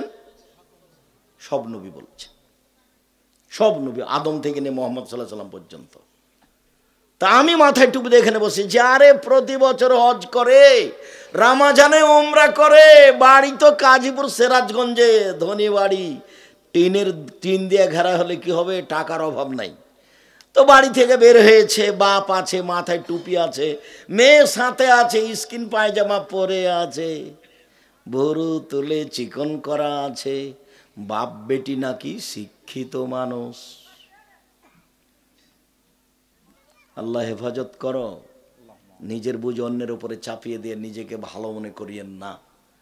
নিজের বুঝ অন্যের উপরে চাপিয়ে দিয়ে নিজেকে ভালো মনে করিয়েন না। সিদ্ধান্ত এখন নিতে হবে, এখনই, এই মুহূর্তেই নিতে হবে। বাপ মানে শক্ত মানুষ। আপনার পরিবারে মার্শাল্লাহ প্রেসিডেন্ট আইয়ুবের মার্শাল্লাহ জারি থাকবে। কারফু কার? প্রেসিডেন্ট আইয়ুবের। 19-20 হবে না, কারফু জারি আছে। মানে 10টায় ঘুমিয়ে যেতে হবে, রাত 3টায় উঠে যেতে হবে। ছেলে মেয়ে সবকে বলা হবে, বউ আপনি আপনার ছেলে মেয়ে 10টার পরে কোনো কথা নেই। পড়াশোনা ব্যতীত মোবাইল চলবে না, কোনো কথা চলবে না, গল্প চলবে না। কারফু জারি আছে বাড়িতে। কখন শুয়ে যেতে হবে? 10টায়। 12টা 1টার প্রশ্ন আসে না, 2টা 3টার প্রশ্ন আসে না। তো গরু ছাগলের ব্যাপার। 3টায় উঠে যাবে। কয় ঘন্টা হলো? 5 ঘন্টা। 2 রাকাত সালাতে দেখলে আল্লাহকে বলতে হবে, আল্লাহ সিরাজগঞ্জ বাজারে 5 শতক জমির ব্যবস্থা করে দাও। তো দিবে, দেরি হতে পারে। ইউসুফ আলাইহিস সালাম বললেন, ইয়াকুব আলাইহিস সালাম বললেন, ইউসুফ আমার নবী, তুমি ফিরিয়ে দাও। নবী বাপে বলছে, নবী বেটার ব্যাপারে আল্লাহকে সময় লেগেছে 25 বছর। ছেলে ফেরত পেতে সময় লেগেছে কতদিন? 25 বছর। ছেলে দুনিয়া ঘুরে, ইদারায় পড়ে, কত কি মানুষের হাতে বিক্রি হয়ে, বাজারে বিক্রি হয়ে, কার বাড়িতে থেকে, জুলাইখার অপবাদ লেগে, জেলে থেকে কত কি হয়ে সারা দুনিয়া ঘুরে এসে ফেরত পেয়েছেন ছেলেকে। বুঝলেন না মনে হয় কথা? অথচ বাপও নবী, বেটাও নবী, ভালো বড় নবী। বাপও নবী মানে ইয়াকুব আলাইহিস সালাম নবী, বেটা নবী মানে ইউসুফ আলাইহিস সালাম নবী। বেটা যে হারিয়ে আছে, বাপের জন্য দোয়া করে না, নিজের জন্য দোয়া করে না, আল্লাহ আমাকে আমার বাপের কাছে পৌঁছে দাও। বেটাও জানছে যে আমার বাপ বিপদে আছে, বাপও জানছে যে আমার ছেলে বিপদে আছে। তো ছেলে তো একটার পর একটা বিপদে আছেই। ছেলে তো ইদারায় পড়ে গেল, মানুষে নিয়ে যে বাজারে বিক্রি করলো, বাজারে বিক্রির দাস হিসাবে বিক্রি হলো, দেশের সরকার কিনে নিল, জেনার অপবাদ লেগে গেল, জেল হয়ে গেল 12 বছর। কত লম্বা সময়। দোয়া বাপ বেটার চলছে 25 বছর সময়। রাতে উঠে আল্লাহকে বলেন, ফায়সালা একদিন হবেই ইনশাআল্লাহ। আজ না হয় কাল হবে, কাল না হয় কিয়ামতের মাঠে হবে। রাতে দোয়া করেছি জান্নাত দিতে হবে। সিরাজগঞ্জ জেলায় জমি দেওনি, ওটা গেছে, জান্নাত দিতেই হবে। আপনার এটা দাবি দেওয়া থাকতে হবে, শক্ত দাবি দেওয়া। রাত পার হতে দেব না, জান্নাতের ঘোষণা আমার নামে হতে হবে। তারপরে বেটিরে যেমন বলবে যে আমার বাপকে আগে জান্নাতে দিতে হবে, তারপরে নইলে এই দে দাঁড়ালাম। মেয়েরা কি বলবে বিচারের মাঠে?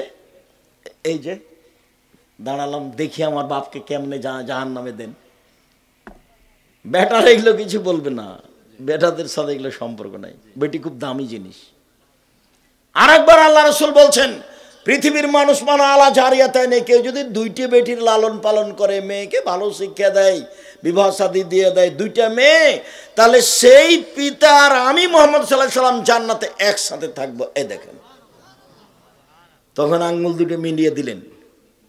এইরকম সুযোগ ইবাদত দিয়ে পাবেন না, সহজে পাবেন না। তাহাজ্জুদ রাতে পড়লে ছেঁচড়া মেচড়া করে হতে পারে। দেখেন, আপনাকে আমি একটা হাদিস দেখাই। একজন সাহাবী রাসূলের সাথে রাতে ছিলেন। তো রাত এশার টাইমে অজুর পানি আর মেশক নিয়ে আল্লাহ রাসূল, এই দেখেন অজুর পানি আর মেশক। তা আল্লাহ রাসূল খুশি, বাহ তোমার তো বুদ্ধি আছে, ভালোই তো, তুমি চাও আমার কাছে, চাও কি চাও চাও, আমি তোমার উপরে খুশি হয়েছি, তোমার বুদ্ধিতে আমি খুশি হয়েছি, তুমি চাও আমার কাছে কি চাও। পৃথিবীর সবচেয়ে দামি মানুষ বলছেন এই কথা। তখন সাহাবী বলছেন, কি আর চাইবো, আসআলুকা মুরাফাতাকা ফিল জান্নাত, আপনার সাথে জান্নাতে থাকতে চাই। তখন আল্লাহ রাসূল বলছেন, আওয়া গায়রা জালেক, না না না না না, এটা নয়, এটা নয়, এটা নয়, অন্যটা চাও, অন্যটা চাও, অন্যটা চাও। তখন সাহাবী বলছেন, হোয়া জাকা, এটাই চাই। আল্লাহ রাসূল বলবেন যে ঠিক আছে দেখে নিব, এই কথা বলবেন। বলছেন না না না, আইন আলা কাসরাতি বিকাসরাতি সুজুদ, তুমি একটু তাহাজ্জুদ পড়ে পড়ে আমাকে সাহায্য করো, আমি যেন তোমাকে সাথে রাখতে পারি, তুমি আমাকে সাহায্য করো। লোকটা মুহাম্মদ সাল্লাল্লাহু আলাইহি সাল্লামকে সাহায্য করবে কি দিয়ে? তাহাজ্জুদ পড়ে।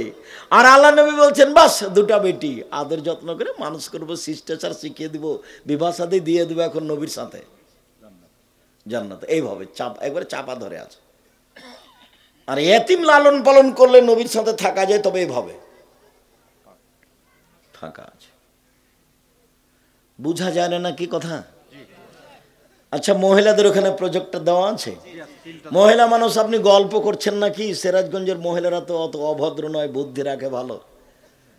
কথা বলিয়েন না, চুপচাপ থাকেন। এই মেয়ে, কার সাথে গল্প করছিল তখন? শরম হয় না কেন? তোমার কথাই তো বলছি, শরম করো না কেন? দিনী ভাই, দিনী বোন, কিছুক্ষণ অপেক্ষা করেন। রাসূল সাল্লাল্লাহু আলাইহি সাল্লাম বলেন,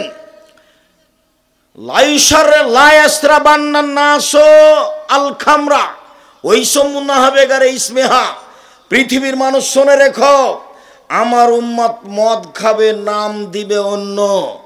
আমার উম্মত মদ খাবে, নাম দিবে অন্য। আমি বলেছি 30 বছর থেকে বলে আসছি, সেটা হচ্ছে ঠান্ডা পেপসি, কোকাকোলা আর সি। যারা অন্য বলেছে তারা প্রমাণ পেশ করতে পারেনি। এক, দুই,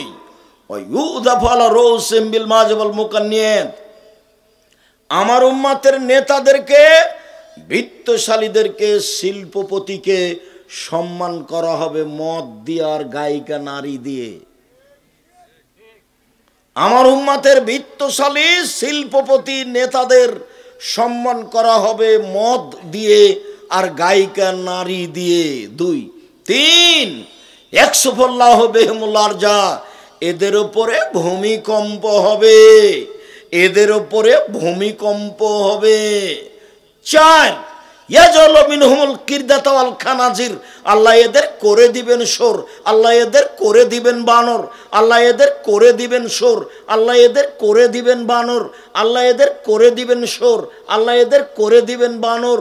হাদিস বুখারী মুসলিম। বিবেচনা করেন দেখি, কি বিবেচনা করবেন?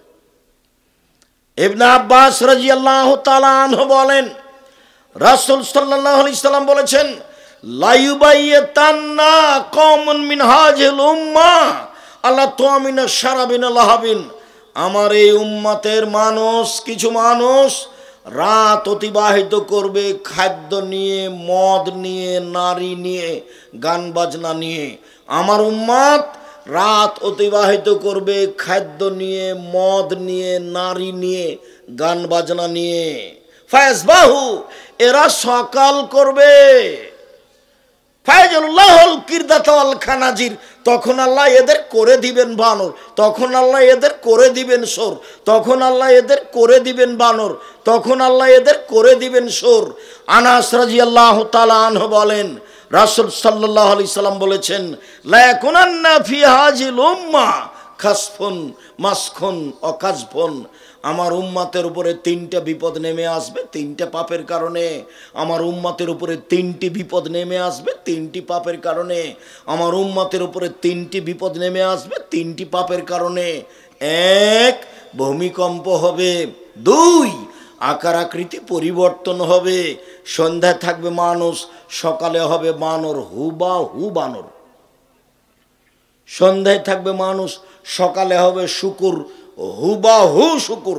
আমার উম্মতের উপর 3টি বিপদ নেমে আসবে। 3, সমস্যা বেড়ে যাবে।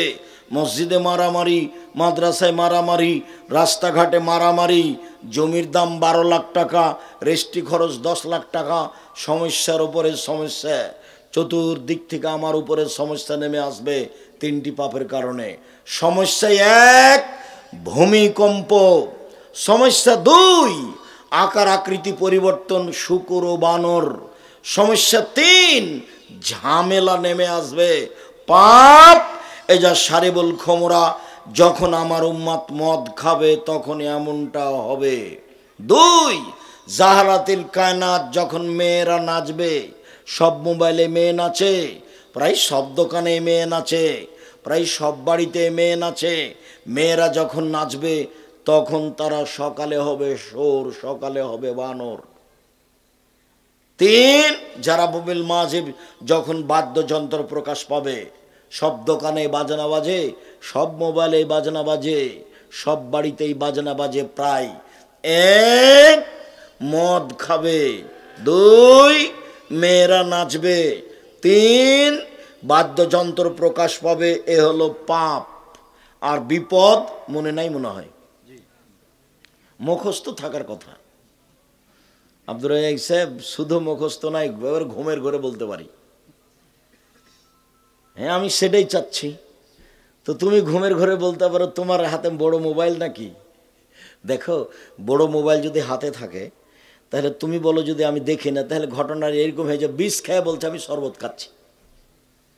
ও কি খাচ্ছে? বিষ। আর মুখে কি বলছে? শরবত। তুমি অত বড় পরহেজগার হয়েছ যে ল্যাংটা বেটি ছেলে তোমার চক্ষু মন দেখবে না, তুমি এমনি থেকে যাওয়া, খালি টিপলেই চলে আসে। সম্মানিত দিনী ভাই বোন, দেখুন আল্লাহ রাসূল এইভাবেই বলছে। শুনুন, এবার চলেন। দুঃখ আফসোস করে বলছেন আল্লাহর নবী, কথা যাতে করে মনে থাকে, বেশি লম্বা নয়। কথা যাতে করে মনে থাকে, বেশি লম্বা নয়।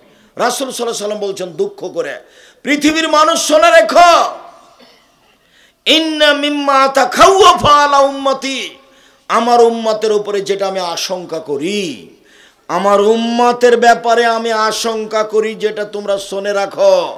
আমি বলে চলে গেলাম 1400 বছর আগে বলেছেন, 1450 বছর আগে আমার আপনার উপরে আশঙ্কা করে চলে গেছেন।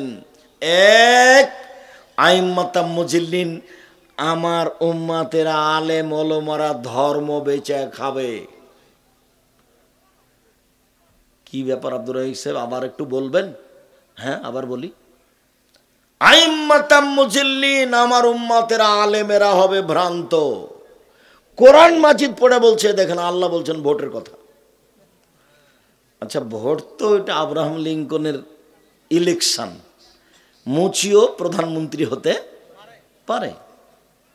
মুচি, এর নাম গণতন্ত্র।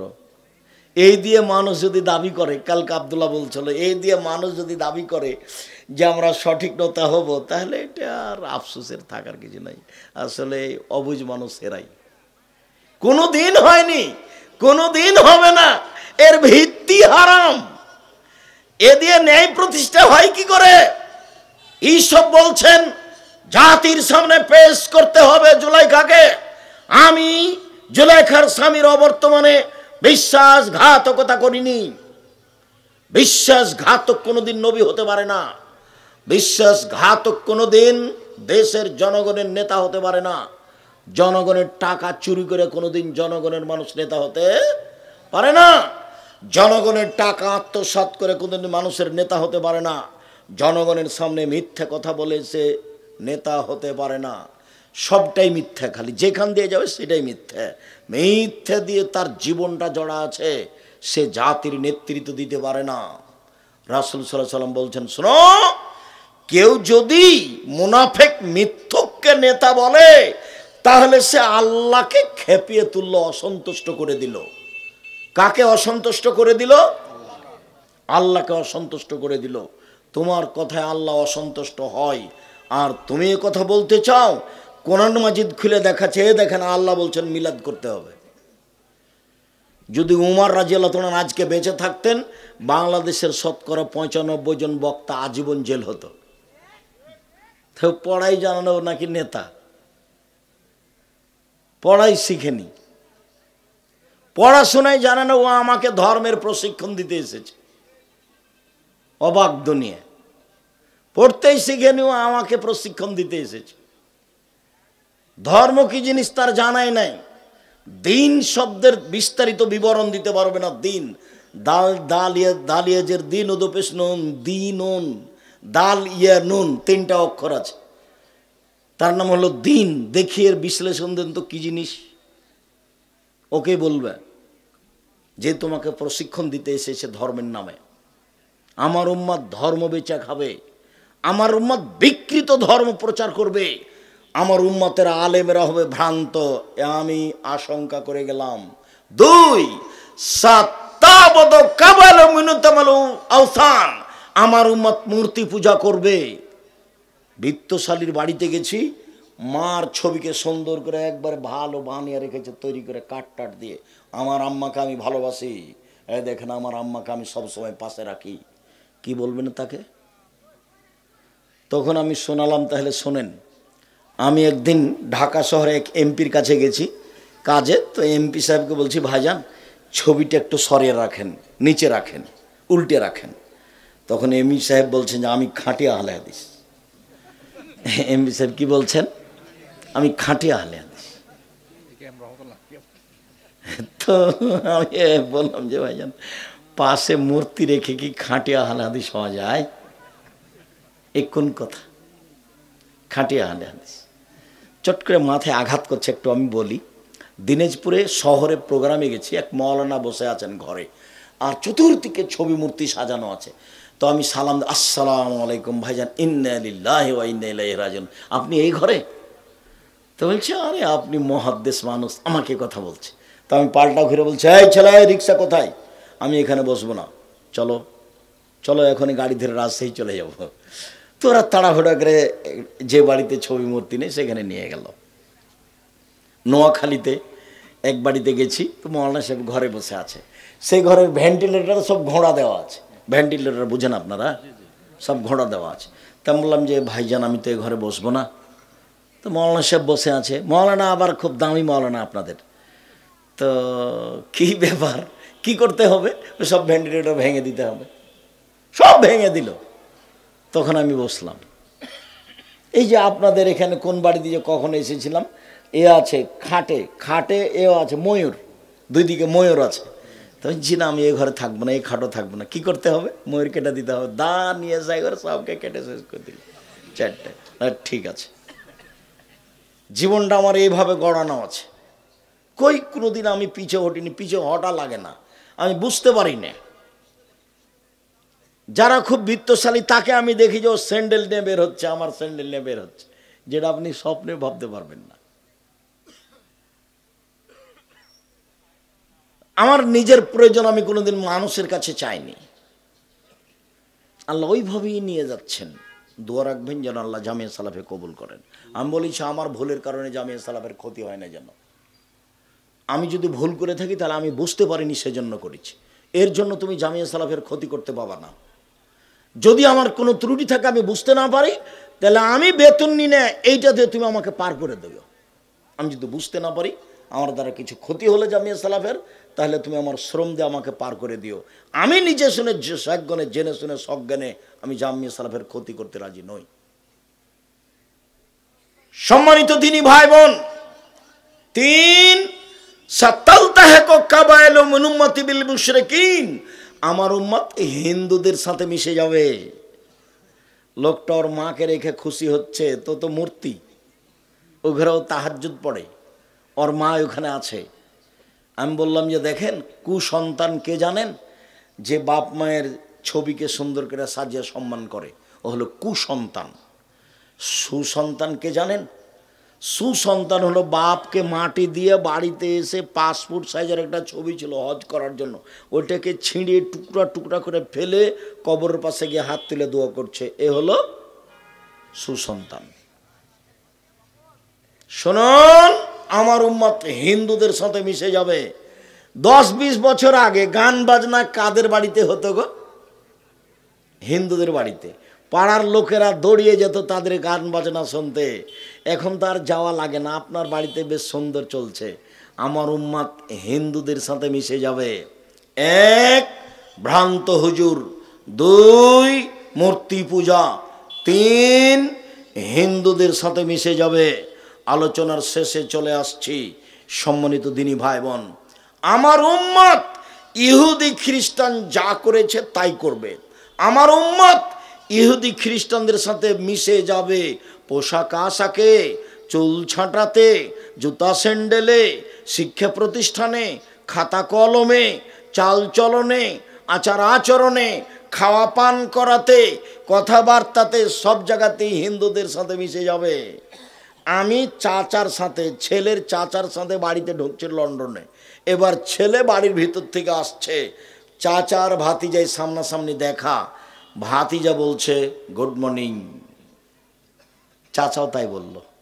এবার খেতে বসলাম যখন, তখন আমি বললাম ধর্ম বিক্রি করতে লন্ডনে আসিনি, আদর্শ বিক্রি করে খেতে লন্ডনে আসিনি। আমার আদর্শ দেখা হলে আসসালামু আলাইকুম, ছেলে বলবে আসসালামু আলাইকুম, বাপে কি বলবে? ওয়ালাইকুম আসসালাম। এই ছেলের দাদা হাফেজ, মসজিদের ইমামতি করার জন্য হাফেজ হিসাবে বাংলাদেশ লালমনিরহাট আপনার ওই কুড়িগ্রাম থেকে গেছিল, ওই দেশে কুড়িগ্রাম থেকে, ওখানে বাড়ি করে এখন আছে ছেলেরা 4-5টা, ওখানে এভাবে দিন কাটায়। এখন তার ছেলেরা এইভাবে দিন কাটাচ্ছে। আমার উম্মত ইহুদি খ্রিস্টানের সাথে মিশে যাবে। এক, ডান হাতের বিঘত যেমন বাম হাতের সমান, সমান সমান মিশে যাবে। দুই, ডান পায়ের জুতা যেমন বাম পায়ের সমান, সমান সমান মিশে যাবে। ওরা যা করবে আমার উম্মত তাই করবে। বলতে বলতে ভাষাগত নিচে নামতে লাগলেন, নামতে নামতে বলছেন ইহুদি খ্রিস্টান যদি মায়ের সাথে জেনা করে থাকে আমার উম্মত মায়ের সাথে জেনা করবে। নাউজুবিল্লাহ, রাসূলের মুখের ভাষা। ওরা যদি মায়ের সাথে জেনা করে থাকে আমার উম্মত করবে। তাহলে মাথার চুল এইভাবে আমার ছেলে ছাঁটতে শিখলো কিভাবে? ওপরে চুল আছে, সব চাঁচা আছে, এটা কি? আমার ছেলেটা ছাঁটবে কেন? আজ না হয় দেখতে পাচ্ছি এদের 30 বছর আগে যখন বাংলাদেশের ছেলে মেয়ে বলছে আমার সোনার বাংলা, ওমা তোমার আকাশ, ওমা তোমার বাতাস, তখন ঠাকুর তো বলছে ওমা তোমার আকাশ তোমার বাতাস, তা আমি বলছি তো তোর বাপের আকাশ। ঠাকুর তার গানে বলেছে ও কালিমা তোমার আকাশ, ও কালিমা তোমার বাতাস। ঠাকুর বাংলাদেশের শত্রু, ঠাকুর মুসলমানের শত্রু, ঠাকুর বাংলা ভাষার শত্রু, ঠাকুর ঢাকা বিশ্ববিদ্যালয়ের শত্রু, ঠাকুর জাতির শত্রু, ঠাকুর খ্রিস্টানদের সবচেয়ে বড় দালাল। যেদিন আমরা মুসলিম পুরুষ নারী ইংরেজদের হাতে নির্যাতিত হয়ে জেলে, তখন ঠাকুর লন্ডনে থাকে। ঠাকুর এ দেশের মাটির সবচেয়ে বড় দালাল। সেই ঠাকুর দালালের গান আমার ছেলে মেয়ে বলে ওমা তোমার আকাশ, ওমা তোমার বাতাস। আমি বললাম তোর বাপের আকাশ। একজন মুসলমানের ইতর শ্রেণীর সন্তান সিলেট কোর্টে আমার নামে কেস করলো 5,000 কোটি টাকার। কেন? আব্দুর রাহিম সাহেব ঠাকুরের নিন্দা করেছে। আরে ঠাকুর ঢাকা বিশ্ববিদ্যালয়ের বিরোধিতা করে খারাপ হলো না? ঠাকুর তোমাকে এখানে জেলে রেখে নির্যাতন করে দালালি করে লন্ডনে গিয়ে থাকে, সেটা তোমাকে খারাপ লাগলো না? তোমার ছেলে মেয়ের মুখে বলল তোমার আকাশ তোমার বাতাস, মানে কালিমায়ের আকাশ কালিমায়ের বাতাস, আর বাপের আকাশ। বাংলাদেশের পুরুষ নারীকে একবারে হিন্দুতে পরিণত করে দিল। তারপরেও ঠাকুর তোমার মিঠে। আমি তো কথা বলতে পারি না। আমি তো সেই 30 বছর আগে বলেছি বাংলাদেশে 71 সাল থেকে নিয়ে এখন পর্যন্ত কোনোদিন শিক্ষিত মানুষ শিক্ষামন্ত্রী হয়নি। ঠাকুরের কবিতাকে যে বিবেচনা করতে পারে না সে আবার কিসের শিক্ষামন্ত্রী? একটা বই এখন আছে কিনা আমি বলতে পারছি না, শিক্ষা বনাম জাহেলিয়াত, 1 থেকে আপাতত 10 পর্যন্ত শিক্ষাকে নাকচ করা হয়েছে। আপনি দেখেন এখানে আছে, এই শিক্ষা নয়। বেগম রোকেয়া বলেছে অবরোধবাসিনী, বই লেখা হয়েছে কেন হবো অবরোধবাসিনী। সে পর্দার এত তীব্র বিরোধী ছিল।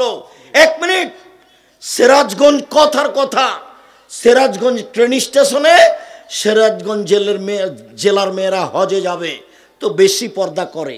তখন দেবর ভাসুর স্বামীরাকে বলেছে গাড়ি আসতে দেরি আছে, আমরা কোথাও যাব না, তোমরা একটা বড় চাদর দিয়ে আমাদেরকে ঢেকে দাও। তো এখন তারা স্টেশনের প্ল্যাটফর্মে বড় চাদর দিয়ে ঢাকা আছে। এখন বেগম রোকেয়া নিন্দা করছে। দেখেন বেগম রোকেয়া নিন্দা করছে, ওই মেয়েগুলোর পাশ দিয়ে হাঁটছে। এবার স্টেশন মাস্টার পা দিয়ে লাথি মেরে দেখছে এগুলো কিসের বস্তা, এগুলো কিসের বস্তা, এগুলো কিসের বস্তা। পর্দার নিন্দা করছে, পা দিয়ে লাথি মেরে বস্তা দেখাচ্ছে। কাপড় দিয়ে ঢাকা আছে। ওরা কারা? পরহেজগার মহিলা যারা হজ করতে যাবে। তো বেগম রোকেয়া নকল করছে, স্টেশন মাস্টার দিয়ে কি দেখাচ্ছে, কিসের বস্তা এগুলো, পা দিয়ে লাথি মেরে দেখাচ্ছে। বেগুন রকিকে তুমি পড়ো, আমি পড়িনি কোনো দিন। তোমার মিঠা হতে পারে ঠাকুর, আমার মিঠা নয়। জাতিকে যে কবর দিয়েছে সে কোনোদিন জাতির ভালো হতে পারে না। আমার ছেলে মেয়েকে যে মুশরিক করেছে সে কোনদিন ভালো হতে পারে না। ঠাকুর জাতির শত্রু, ঠাকুর মুসলমানের শত্রু, ঠাকুর বাংলা ভাষার শত্রু, ঠাকুর ঢাকা বিশ্ববিদ্যালয়ের শত্রু, ঠাকুর বাংলাদেশের সবচেয়ে বড় দালাল। ঠাকুর আমাকে জেল হাজতে রেখে, আমার বোনকে, আমার মাকে, আমার বাপকে জেল হাজতে রেখে ইংরেজদের হাতে তুলে দিয়ে ঠাকুর লন্ডনে বসবাস করে। তার গান কবিতা আমার ছেলে মেয়ে হিন্দু হওয়ার আশায় পড়ে। ক্ষমতা দেখে, দাপট দেখে বসবাস করবেন না। নেত্রীর বয়স যদি 45 মিনিট হয়, আপনারও ধ্বংস সুনিশ্চিত। কাজেই বাড়াবাড়ি করে, ক্ষমতা দেখিয়ে, মানুষকে অপমান করে, মানুষকে জেল হাজতে রেখে, নিজেকে শিক্ষিত মনে করে, বিত্তশালী মনে করে 1 মিনিট কাটাবেন না। ফেরাউন 1500 বছর পরে ডুবে গেছে। 1500 বছর পরে ফেরাউন ডুবে গেছে। কাজেই উল্টা কর্মের ফল একদিন ভোগ করতে হবে। ইহকালও হতে পারে, পরকালও হতে পারে। সম্মানিত দিনী ভাই বোন, গান বাজনা, বাদ্যযন্ত্র, খেলতামাশার ফলাফল খুব বেশি খারাপ। এমন কোনো পাপ নেই দুনিয়াতে যেই পাপের শেষ ফলাফল বানর হওয়া, সোর হওয়া। 1 মিনিট কথার শেষে যাওয়ার পূর্বে সব বই পুস্তক নিয়ে যাবেন। আব্দুল্লাহর ওই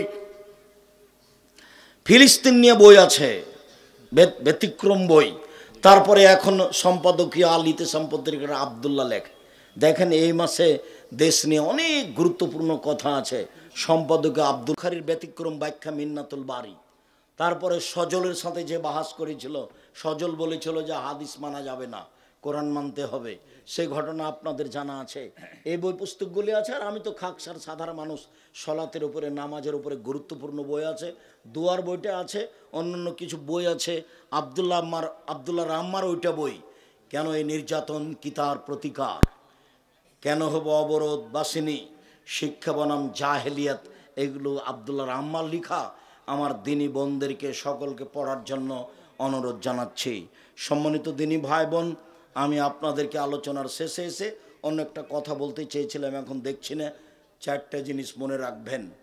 1 5 ওয়াক্ত সালাত, 2 হালাল রুজি, 3 কোরআন তেলাওয়াত, 4 আড্ডা পিটবেন না, দোকানে বসে সময় কাটাবেন না, কোনো জায়গাতে গল্প গুজব লিপ্ত হবেন না। একবার যদি মুখ ফসকে কারো বদনাম করেন তাহলে তাহাজ্জুদ পড়ে কুলাবে না। মুখ আপনাকে জাহান্নামে ঠেলে নিয়ে চলে যাবে। বাস দোকানে যাবেন, আসসালামু আলাইকুম, এই ছেলে লবণ আছে? জি আছে, 1 কেজি লবণ দাও। কাঁচামরিচ আছে? জি আছে, 200 কাঁচামরিচ দাও। বাস টাকা দেওয়া হয়েছে, আসসালামু আলাইকুম, গেলাম। এই পর্যন্ত দোকানের সামনে থাকবেন, এর চেয়ে বেশি নয়। সম্মানিত দিনী ভাই বোন, আমি সকল দিনী ভাই বোনকে 5 ওয়াক্ত সালাত আদায়ের আন্তরিকভাবে অনুরোধ জানিয়ে, ছেলে মেয়ের উপরে, আহাল পরিবারের উপরে শক্ত থেকে শক্ত হওয়ার অনুরোধ জানিয়ে, মাকে সত্য মা হওয়ার দাবি জানিয়ে, খালা ফুফু সৎ মা না হওয়ার দাবি জানিয়ে আলোচনা শেষ করলাম। যাওয়ার পূর্বে সবাই বই পুস্তকগুলি দেখবেন। নামাজের উপরে আমার কথাগুলি আছে উপদেশ বই, উপদেশ বই, এই কথাগুলি পাবেন হুবাহু। সবার কল্যাণ কামনা করে বলি, আল্লাহ আমাদের যারা মারা গেছে তুমি তাদের কবরের শাস্তি মাফ করো। আমরা যারা অসুস্থ তুমি তাদের আরোগ্য দান করো। আমরা যারা বেঁচে আছি তুমি তাদেরকে তোমার রাসূলের পদ্ধতি অনুযায়ী চলার তৌফিক দান করো। এ দাবি, এ দাওয়া, এই দোয়া রেখে, আচ্ছা, জাযাকুমুল্লাহ খাইর, বারাকাল্লাহ। জি, জয়রাম মহিলার এই উপঢৌকন গ্রহণ করলাম, বারাকাল্লাহ। জি আচ্ছা থাক, আমি প্রশ্ন উত্তর দিচ্ছি, ওভাবে শুনবে না, থাক না, কিছু বলতে হবে না, থাকতে আমি প্রশ্নের উত্তর দিচ্ছি।